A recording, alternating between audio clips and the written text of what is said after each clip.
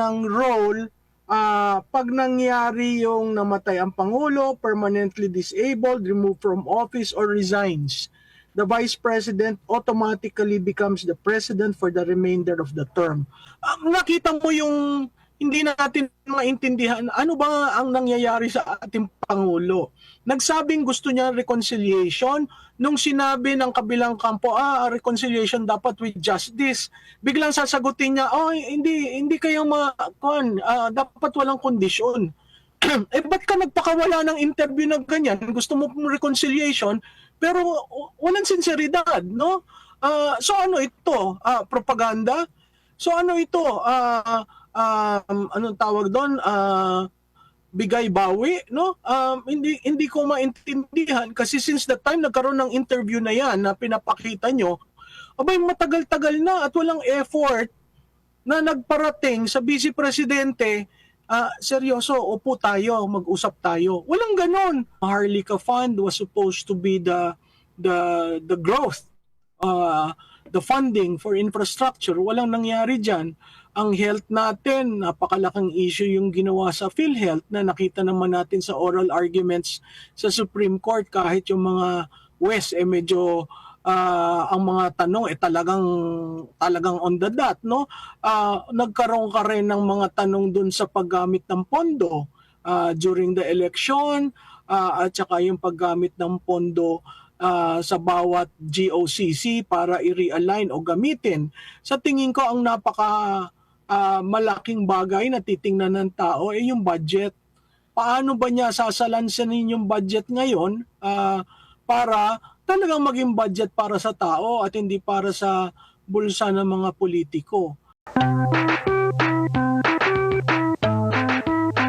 Alam mo, Admar, doon sa nangungomentaryo ng ganyan, bigyan mo ng saligang batas na kopya, no? Dahil ang kanyang role, ang role ng Vice President nakasaad sa Article 7 Section 3. At doon klarado kung paano siya ihahalal at kung paano siya magkakaroon ng role pag nangyari yung namatay ang Pangulo, permanently disabled, removed from office, or resigns. The Vice President automatically becomes the President for the remainder of the term. Anong ibig sabihin nun? Katulad ng sinabi mo, spare tire, naghihintay siya sa ating saligang batas. Pag may nangyari sa Pangulo, ang Vice Presidente ang magte-take over. So hanggat walang nangyayari sa Presidente, si Vice President Duterte, ginagawa lang niya yung mga aktibidades na kanyang sinubmit sa Kongreso at hiningaan ng pondo. Yan yung tinatawag na role niya as the head of the office of the Vice President. Paulit-ulit natin sinasabi, no? Ang role ng Vice President sa isang presidential setup na katulad natin ay talagang spare tire, naghihintay kung sakaling may mangyari sa Pangulo para lamang na i-ensure na walang pagtigil ng trabaho ng Pangulo kung may nangyari sa kanya. So, klarado na alam yon ni Vice Presidente na spare tire lang siya, pero that doesn't mean tumitigil siya sa kanyang pagiging spare tire. Nagkakaroon rin siya ng programa. Ngayon lumalabas siya para makipag-usap sa ating mga OFW at makipag-meeting sa mga stakeholders diyan sa ating komunidad abroad. Opo, no? Humingi nga siya ng malaki-laking budget para madagdag. Ayaw naman. Yes. Ayaw namang ibigay sa kanya. So, marami namang, kumbaga, compare sa ibang ahensya ng gobyerno, compare sa kapangyarihan ng presidente, limitado lang. Kumbaga, pwede siyang gumawa ng mga programa. Gumawa siya ng programa,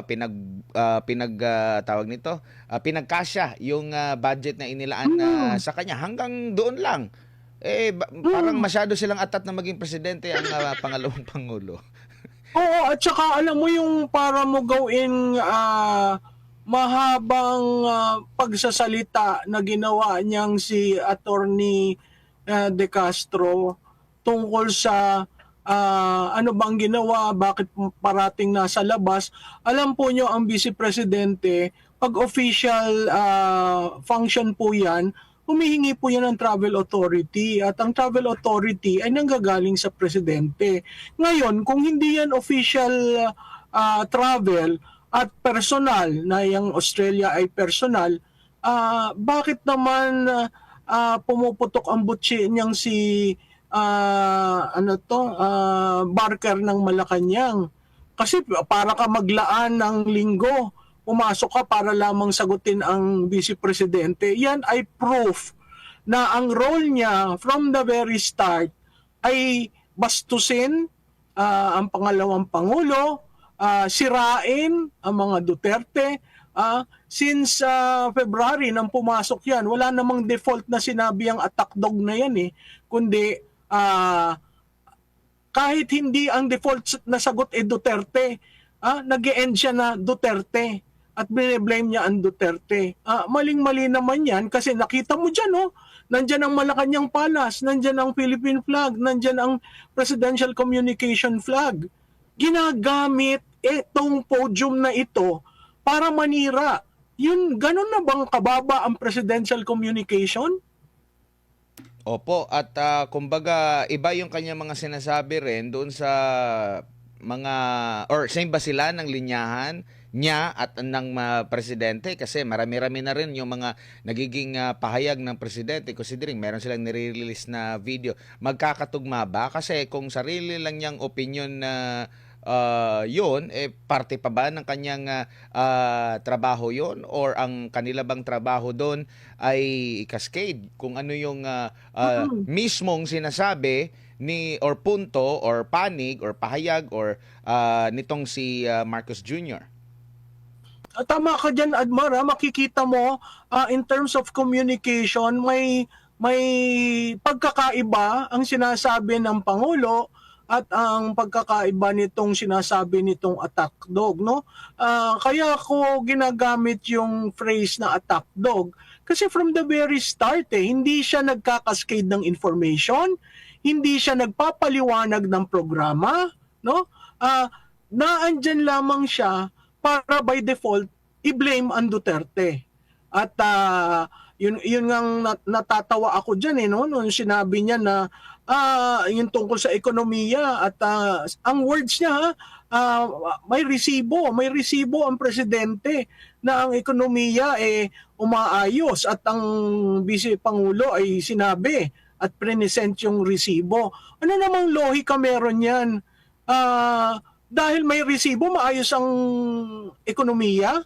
Kakasalita lang ng World Bank officials na we are not meeting our targets.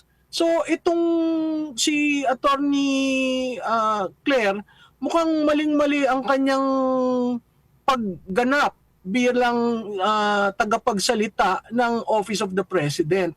Nakakahiya dahil ginagawa itong part and parcel ng presidential communication. Napakababang uri ng pagpapaliwanag. Bakit hindi, katulad na lang, no? Example, sinabi niya ang San Juanico has never been repaired. Mali yan. Mag-google ka lang. Kung ayaw mo mag-google at tamad ka, mag-AI ka. Lalabas doon 2 beses nagkaroon ng pagre-repair sa San Juanico Bridge. Nasa Wikipedia. Kung ayaw mong tanggapin ng Wikipedia, pumunta ka sa DPWH. So itong taong ito nagsasalita na kung ano lang ang naisip niya nung panahon na yon, yun ang kanyang linya. Hindi nga pinag-aaralan at nakakalungkot yan dahil inaalaw ng Pangulo. Kung titingnan mo yan, uulitin ko, no? Sumadsad ang approval and trust rating niya bago pa pumasok ito. Ngayon, pustahan tayo, yung approval at trust rating na yan, sasadsad pa dahil nagkaroon ka ng tagapagsalita na katulad nitong si De Castro. Opo, no? Dito naman po sa issue ng reconciliation, sabi ni BP Sara dito, I have not received any request for a sit-down or any meeting with President. Marcos. I have no ill feelings with him with regard to the political persecution that I am receiving from the administration kasi nga parte daw ng pagiging isang politiko. I have problems with his performance as president and I have problems with the violations of our fundamental law, our constitution, particularly sa rendition ng former President Duterte that was really an affront to Philippine sovereignty. Nung na-open ni Marcos Jr., yung patungkol doon sa reconciliation, sino bang unang mag-approach? Di dapat ang presidente. Sa'yo nang galing eh. Di ba? Nakita mo yung hindi natin maintindihan ano ba ang nangyayari sa ating Pangulo. Nagsabing gusto niya reconciliation. Nung sinabi ng kabilang kampo, reconciliation dapat with justice. Biglang sasagutin niya, hindi kayo dapat walang kondisyon. Ba't ka nagpakawala ng interview na ganyan? Gusto mo reconciliation, pero walang sinseridad, no? So ano ito? Propaganda? So ano ito? Anong tawag doon? Bigay bawi, no? Hindi ko maintindihan kasi since the time nagkaroon ng interview na yan na pinapakita nyo, matagal-tagal na at walang effort na nagparating sa Vice Presidente, seryoso, upo tayo, mag-usap tayo. Walang ganon. So ano yan? Sinasabi mo lang for the sake na maka-PR points ka? Again, uulitin natin. Una, si Tunying, pangalawa, si Miss Cosim, na ibang-iba rin ang mga sinasabi. So, hindi natin maintindihan, ginagawa lamang ba ito para maayos ang optics o seryoso? Kasi kung seryoso ka, nakapag-usap na sana sila dahil ang tagal na ng panahon na yan eh. Speaking of paiba-iba ng mga pahayag, no? Sabi dito ni BP Sara, I am happy that you have observed that, yung nagtanong na paiba-iba nga, that behavior, observe that behavior of the president. He gives conflicting statements thoroughly the first day of his administration. In fact, he has not followed through within any of his campaign promises. And that is an example of the conflicts with regard to our president. And well, budol in English is a scam, no?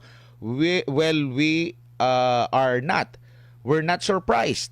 He has the hallmark of a scammer. Prof, masasabi nyo rito, mabigat ito naging payag din, BP Sara.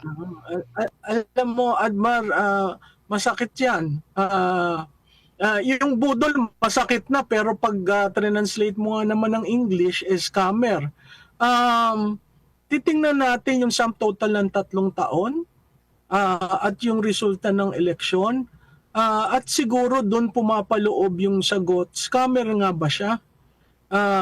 Kasi kung hindi ka scammer, maayos sana ang bansa natin, ang infrastruktura maayos, kahapon lamang nagkaroon ng baha, kawawa naman yun na sa Commonwealth, no, na dumaan dyan sa Quezon Memorial Circle, it took them 4 hours. And my question there is, where is government? I don't see government in that situation. Parang ang taong bayan, you're on your own. Public safety, you're on your own.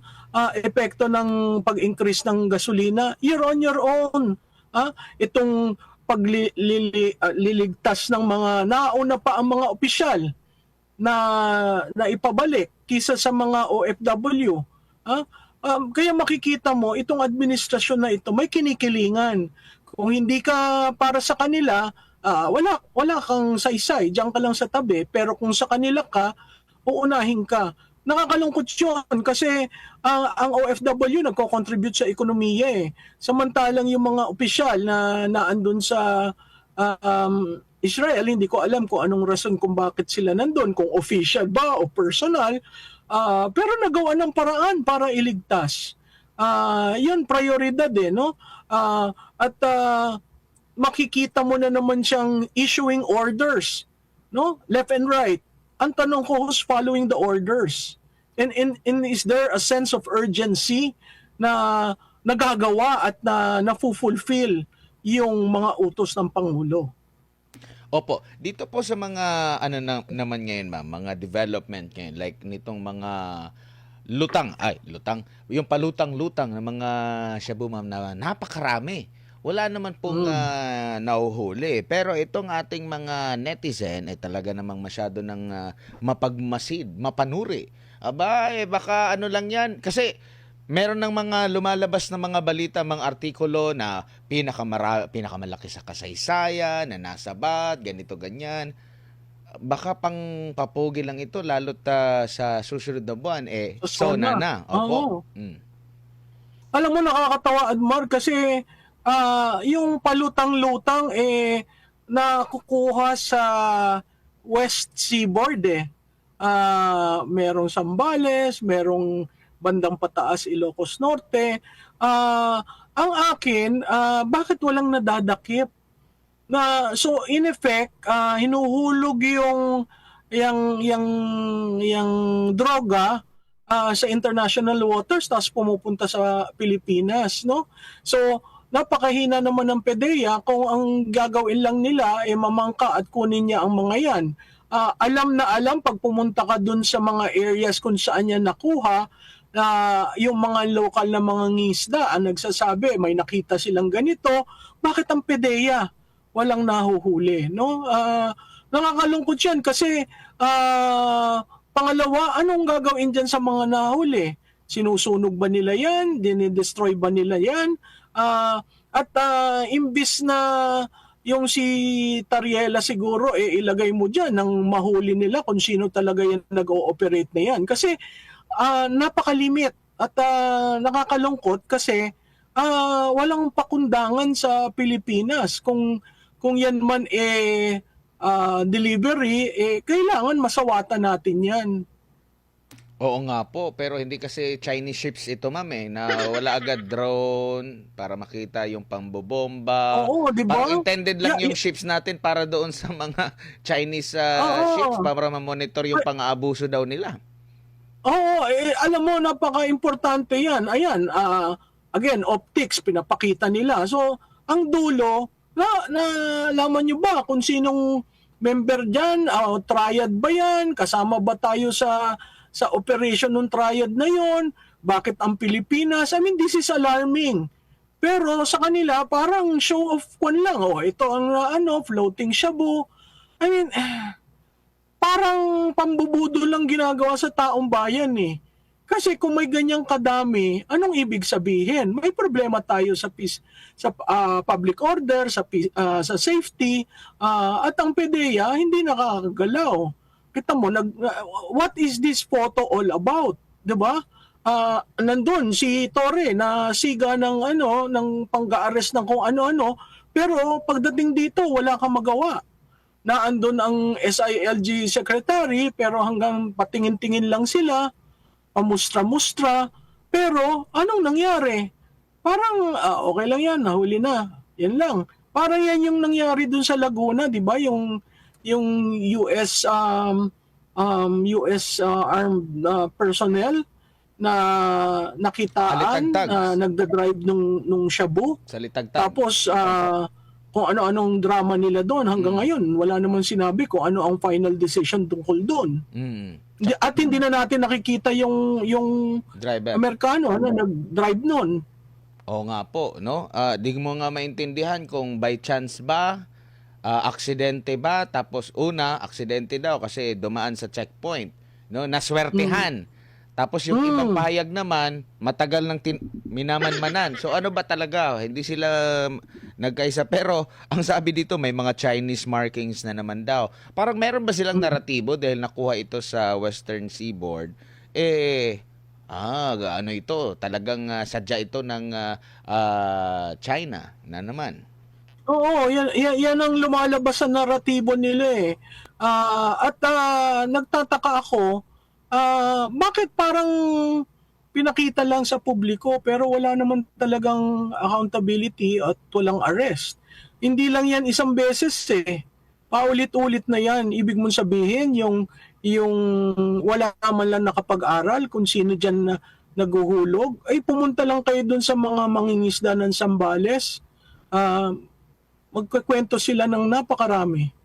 Opo. Tsaka ma'am, hindi rin nag-aakma yung pinagmamalaki nila na maraming mga nasasabat. Kumbaga, yun nga yung pinagmamalaki nila na sa history daw, ito na yung mga pinakamalaki. Sa panahon daw ni Marcos Jr., may pinakamalaking nasabat na illegal na droga.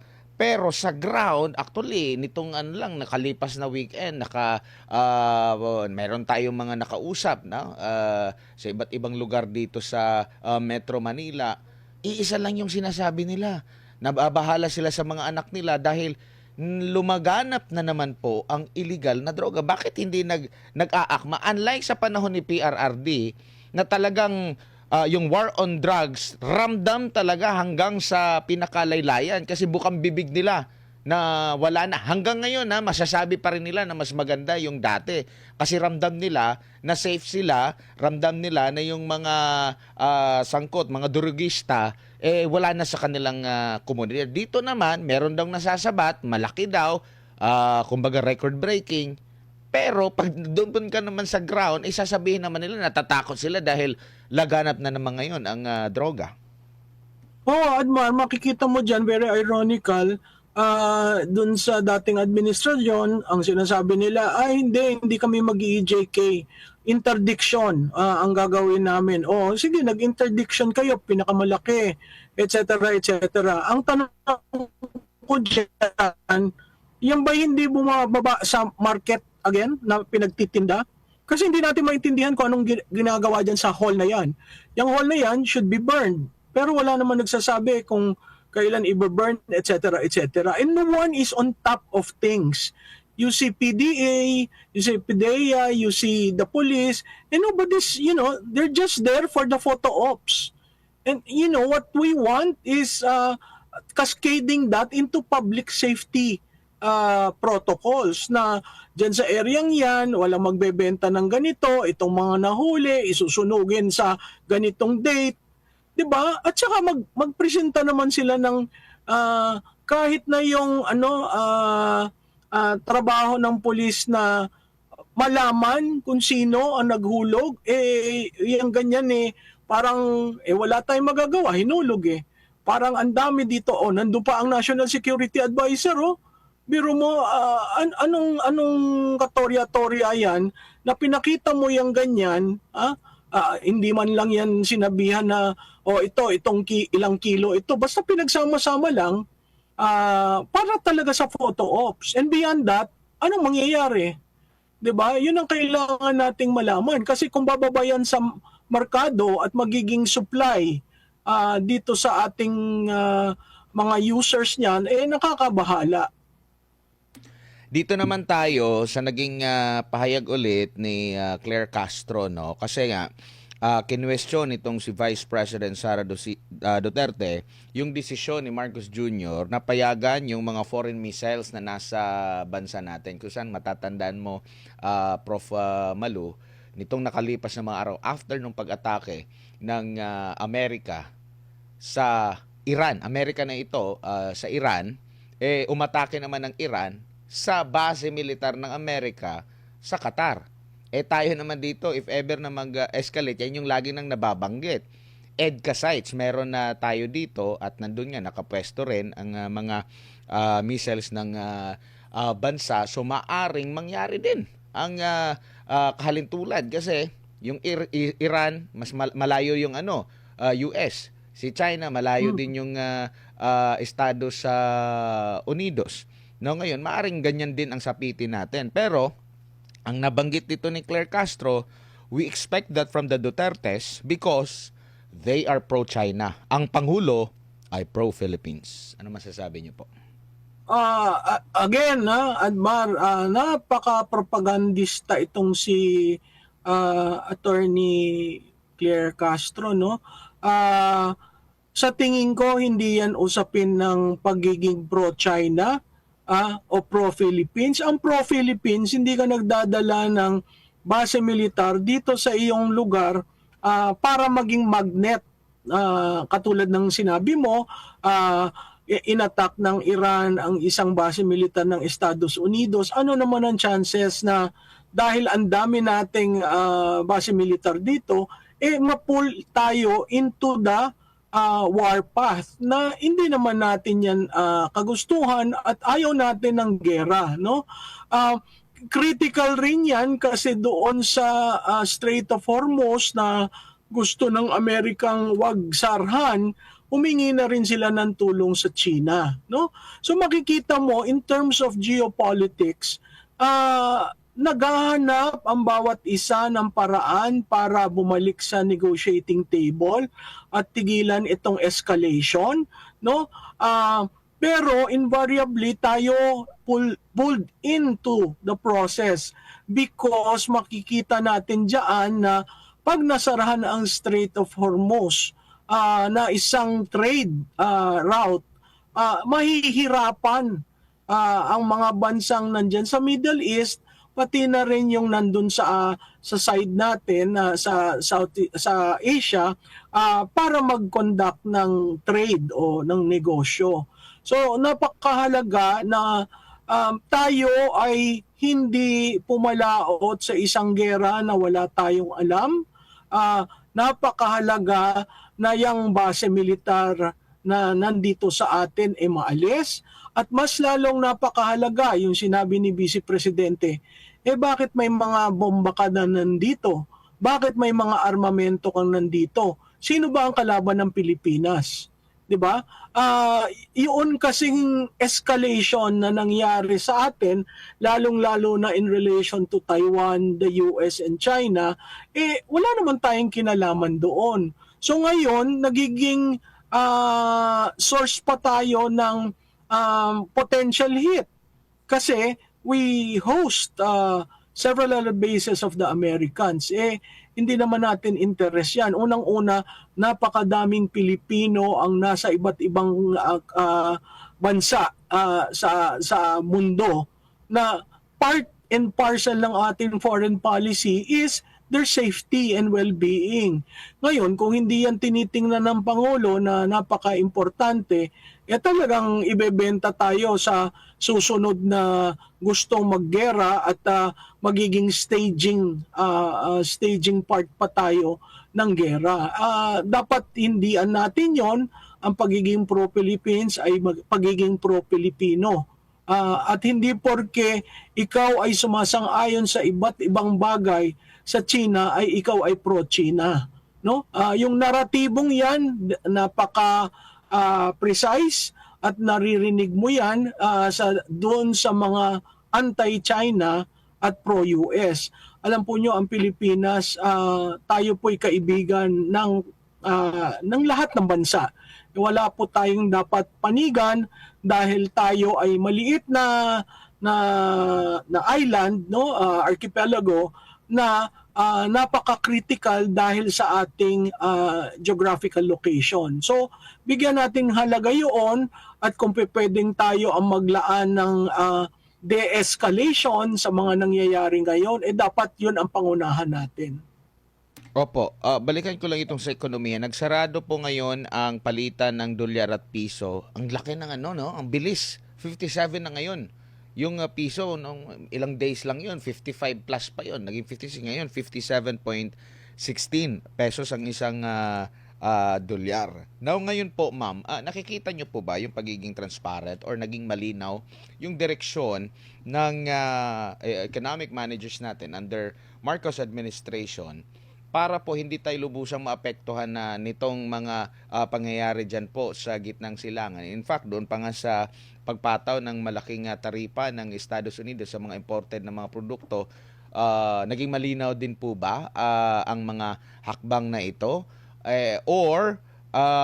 Kasi yung ibinalita nga ng World Bank na parang saglit lang, iba yung pinoproject ninyo. Hindi naman ganyan yung nangyayari dyan, Prof. Oo, Admar, no? Ako'y nagulat na ang World Bank na naging prangka sa huli nilang pagsasalita na we will not meet our targets, which means we need to go back and plan our economic growth, our economic plans, no? And interestingly, you have to factor in the price of fuel as well as the foreign exchange. Alam po natin may direct impact itong pagtaas ng gasolina, dahil tataas ang mga bilihin, hopefully mapag-aralan kaagad yung price control para yung basic commodities maprotektahan. Yun naman pong dito sa foreign exchange. Pagtaas po ng foreign exchange, nako, ang dami na namang computation na mangyayari na maapektuhan rin yung ating economic growth, no? Pagtaas ng foreign exchange siguro maganda sa ibang OFW kasi mas mataas ang conversion nila. Pero pag titingnan mo yung ating utang, yung loans, yung foreign at domestic loans, may impact po yan sa ating ability to grow. Mahirap po yun sa isang ekonomiya na parang stagnant ang growth. Wala kang maturo na ito ang pagpapam-prime, ito ang magreresulta na may trabaho, ito ang magreresulta na may economic activity. Kung titingnan mo, Admar, medyo ang lahat nagwe-wait and see. Walang expansionary growth na nangyayari. Bagkus ang foreign direct investors hindi naglalagay ng pera para sa ekonomiya, nag-i-invest dito. May ilang balita na may isa dun sa Big Three, Big Three oil companies ay nagpaplanong umalis na. So ito nakakabagabag dahil kung titingnan mo, lahat ng pondo natin ay nailabas na, maagang nailabas, tayo ay papasok pa lamang tayo ng July o 7th month of the year.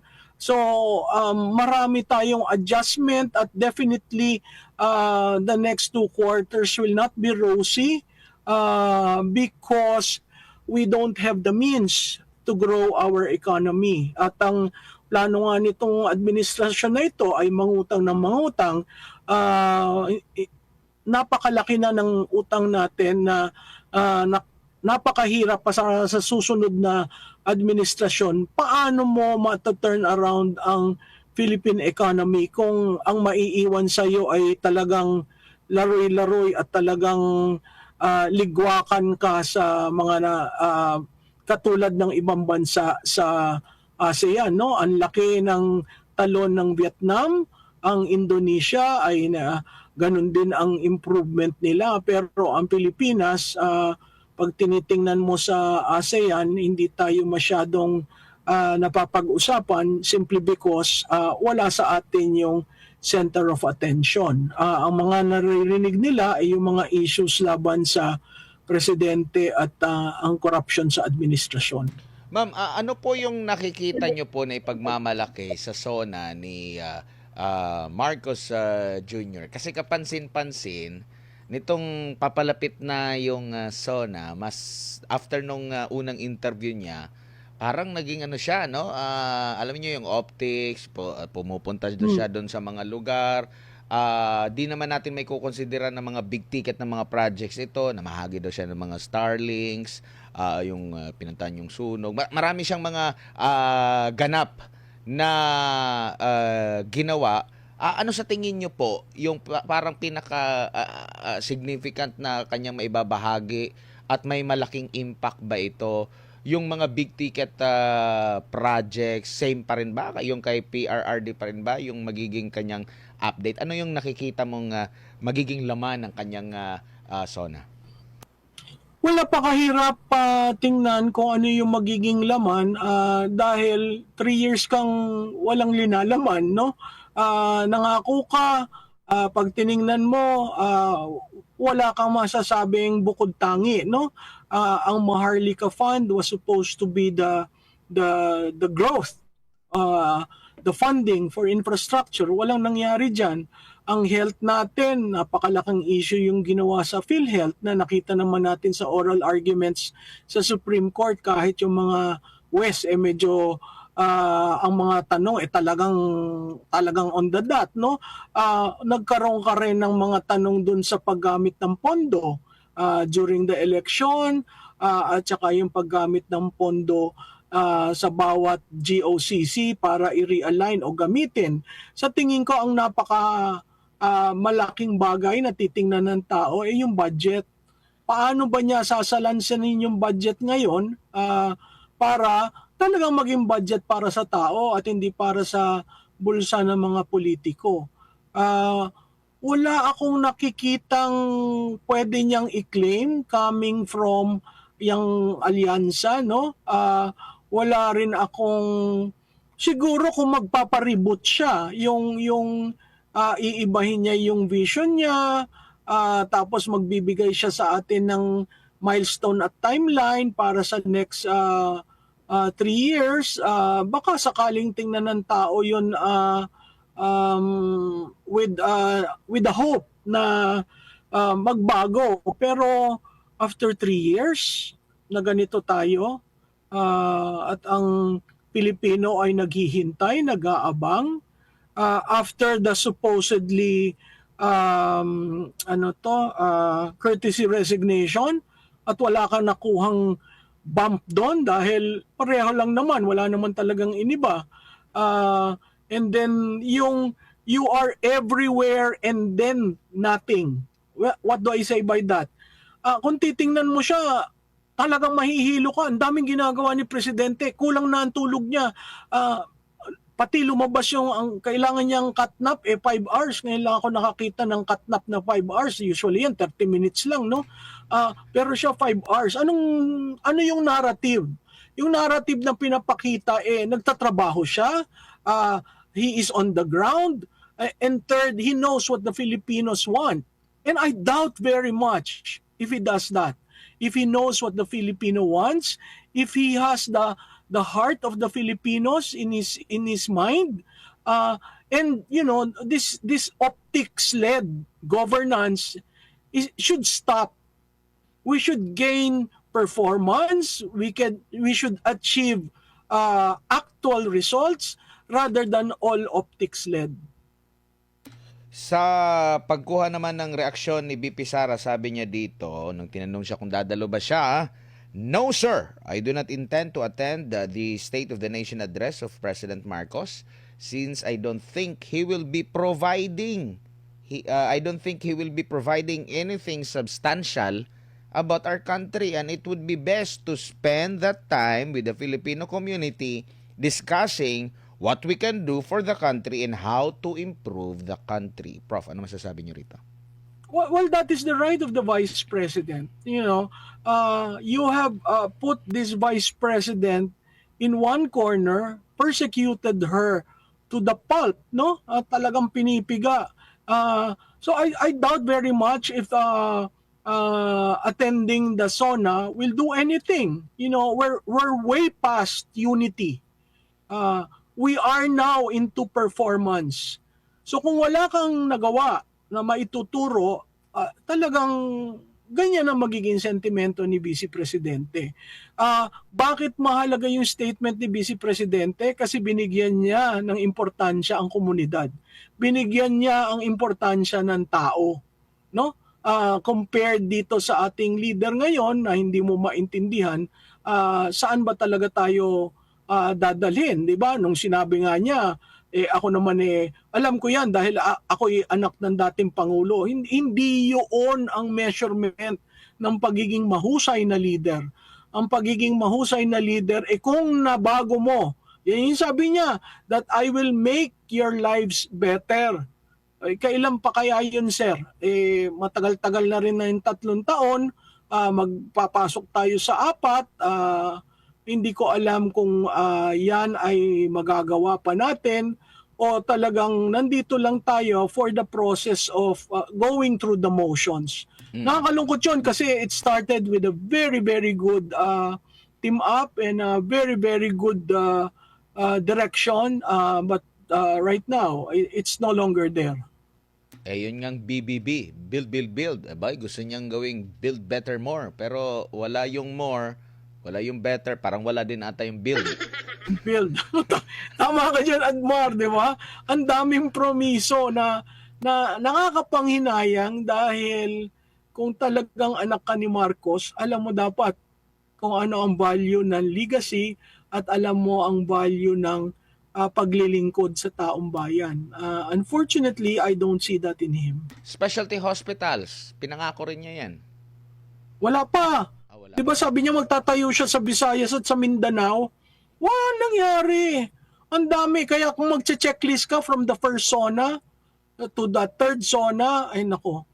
Tapos paano ka makakalusot dyan? Pinangako niya lahat yan. Eh, Wala naman nangyari. para palang ano natin yan, yung New Year's resolution hanggang January 1 lang. After niyan, hindi Di ba? na natutuloy yung New Year's resolution. Ma'am, pati Oo. si dating Pangulong Rodrigo Duterte, abay inimbitahan sa zona ni ni Bongbong Marcos. Ano masasabi niyo po dyan? Parang di nila alam Di saan ba, Pangulo. Dating Pangulo. di ba, hindi ba yan pang-iinsulto? Aba, ikaw ang nagpadala ka kay PRRD sa Dahig. Padadalhan mo ng imbitasyon? Aywan ko kung aabot yan sa Dahig o propaganda na naman na sinabi lang niya to reach the base of the Dutertes coming from that May 2025 elections. No? So insulto yon. Alam mo, isisingit ko na rin, no? Opo. Insulto rin na pumunta ka sa Japan, ginamit mo yung parehong eroplanong pinagamit mo para dalhin si Presidente Duterte. That in itself is proof, 'di ba? Alam mo lahat itong nangyari at yan eroplano na ginagamit ninyo, 'di ba? Nakakalungkot dahil bakit ba sunod-sunod ng pagsisinungaling? Bakit hindi ka na lang magsabi ng totoo sa taong bayan? At kung hindi mo na kaya, di ba? Diyan papasok ang Article 7, Section 3. Di ba? Na pwede ang Vice Presidente ang mag-assume para lamang mapaayos natin, no? Ito yang si Toreng yan. May namatay na direktor ng House of Representatives. Hindi nila alam kung ano nangyari. Okay? Technical head siya ng Ways and Means. Ang tanong ko, oy, General Torre, sabi mo 5 minutes, 'di ba? 5 minutes yung reaction time. Eh ba't wala akong nag-react dito kay director nung nabarel, nung na-ambush, 'di ba? So ikaw magpropromiso ka, ayusin mo muna yung iyong anong tawag dito, yung iyong metrics. Kasi kung pag sinabi mo 5 minutes, ay lahat ng tao mag-e-expect ng 5 minutes. O katulad na rin yan yung sinabi na ilo-launch nila ang 911. Abay, kasama ang Davao. Sandali lang, Secretary Revitalize daw Remulla. nila. I-revitalize yung Oo. pati ng Ay, Davao. di ba ang 911 ay nag-originate sa Davao? Opo. Tapos ngayon, kayo ang magke-claim na kasama pa ang Davao. Ay kung yan ay revitalize, dito muna tayo sa Metro Manila. Subukan natin dahil dito sa Metro Manila maraming crimes, no? Na kailangan talagang maramdaman ng taong bayan yung safety. Yung safety concern, real yan, ha? Apart from the gutom, yung safety. Again, propaganda na naman, 5 minutes, 911, tingnan natin dahil madaling magsalita, mahirap gumawa at mag-perform. 5 minutes ba talaga yun? Ma'am, kasi nung pinagmalaki niya doon sa MMDA, hindi pa nga tapos yung kanyang utos, nandun na yung mobile patrol nila. Halimbawa, punta ka dito sa ilang tulay ng Aurora. Hindi pa siya tapos. Doon sa kanyang instruction, nandun na agad sa ilalim ng tulay. Kaya nga nagtatawanan yung kasi napakabilis. Below 5 minutes. Biro mo with the traffic of Metro Manila, ay hindi ko yan maiintindihan. Kaya ako ang proof ko, yung direktor, nabarel. Nasaan na kayo? General Torre, yung sinasabi mong new PNP, ay sa tingin ko hanggang salita lang at pananakot, kaya siya effective. Opo. Bilang panghuli na lang po, ma'am, ano po yung muling panawagan ninyo sa ating mga kababayan? Sa gitna po ng mga ganito, meron siyang mga recent na mga podcast, mga pahayag. Di ko lang alam kung strategiya ulit nila na tinagpi-tagpi at hindi yung buong storya para at least malaman natin kung baka meron ba siyang mga sinabi doon kasi edited na yon, no? So ano bang masasabi niyo po sa mga ganap ngayon? Ano bang dapat na isipin ng ating mga kababayan? Paano ba nila ito para hindi sila maligaw talaga sa kalokohan? Well, siguro Admar ang napakahalaga diyan, number one, tayo po ay siguraduhin nating may pondo tayo na cash, dahil hindi ho natin alam kung anong mangyayari dito sa sitwasyon ng Israel at Iran. Pangalawa, gumastos ng ayon sa kaya, at siguraduhin ang pagkain number one concern ng pamilya. Pangatlo, siguro ho, tayo ay maging mapagmatsyag. Sawan-sawa na ako doon sa salitang maging pagmatsyag ito sa administrasyon na ito. Alamin nyo kung binubudol kayo o hindi. At pag binubudol kayo, di gawin na lang natin yung magagawa natin on our own rather than rely on them. Makikita po natin ang pagkawala ng gobyerno dun sa recent na traffic jam na experience ng karamihan, no? Wala tayong naramdamang gobyerno doon. Tayo po ang magtutulungan.